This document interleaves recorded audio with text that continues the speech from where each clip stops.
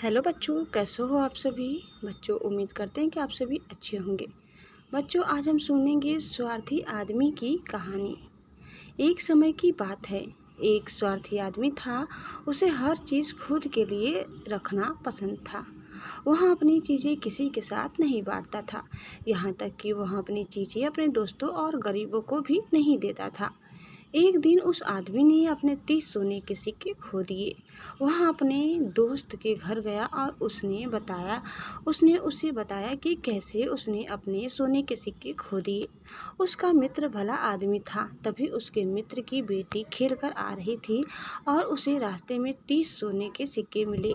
जब वह घर आई तो उसने अपने पिता को सारी बात बताई कि उसे रास्ते में 30 सोने के सिक्के मिले हैं।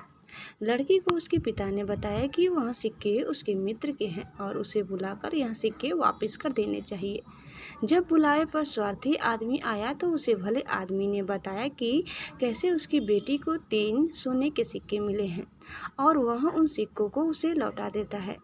सोने के सिक्के गिनने के बाद स्वार्थी आदमी ने कहा कि इनमें से 10 सिक्के गायब है और वह उस लड़की ने ले लिए हैं, क्योंकि उसके पास 40 सिक्के थे। उसने आगे कहा कि वह अपने बाकी सिक्के उनसे वसूल करेगा, लेकिन लड़के के पिता ने मना कर दिया। उस स्वार्थी आदमी ने सोने के सिक्के वहीं छोड़ दिए और वह कचहरी चला गया, जहां उसने न्यायाधीश को बताया कि उसके और उस लड़की के बीच पिता के बीच क्या बातचीत हुई है। न्यायाधीश ने लड़के और उसके पिता को बुलाया। जब वह कचहरी पहुंचे तो लड़की से पूछा गया कि उसे कितने सोने के सिक्के मिले थे। उस लड़की ने जवाब दिया कि उसे 30 सोने के सिक्के मिले थे। न्यायाधीश ने फिर स्वार्थी आदमी से पूछा कि उसके कितने सोने के सिक्के गुम हुए थे, तो उसने जवाब दिया कि उसके 40 सोने के सिक्के गुम हुए थे। न्यायाधीश ने फिर उस स्वार्थी आदमी से कहा कि यह सोने के सिक्के उसके नहीं हैं, क्योंकि उस लड़की को 40 नहीं बल्कि 30 सोने के सिक्के मिले थे, जबकि उसने खुद बताया है कि उसके 40 सोने के सिक्के गुम हुए हैं। न्यायाधीश ने लड़की को सोने के सिक्के वापस लेकर जाने के लिए कहा और उसे कहा कि अगर कोई इन सिक्कों के बारे में पूछने आएगा तो उस लड़की को बुला लिया जाएगा। न्यायाधीश ने फिर उस आदमी को कहा कि अगर कहीं से 40 सोने के सिक्के गुम हुए मिले तो उसे बुला लिया जाएगा।